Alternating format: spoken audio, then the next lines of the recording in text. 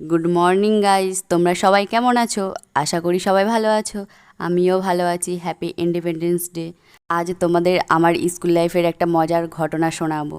তো প্লিজ তোমরা কেউ হেসো না, হাসলেও আমার কোনো কিছু যায় আসে না, কারণ আজ বুঝতে পারছি সেই দিন কেন যে এই গানটা গাইলাম।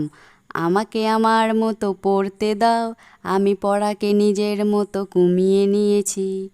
যেটা পড়িনি সেটা না পড়াই থাক, সব পড়তে কষ্ট ভীষণ। এই পড়ার টেবিলটা ছাড়খাড়, তবুও পড়তে বসেছি আমি 3 বার। আমি পড়তে চাই না যে আর বারবার কোনো নতুন রকমের চ্যাপ্টার, তাই চেষ্টা করছি বারবার না পড়েই পাস করার। সেদিন যদি পড়তাম তাহলে আজ আর এই খুন্তি নাড়তাম না। গাইস, দেখো কিভাবে খুন্তি নাড়ছি।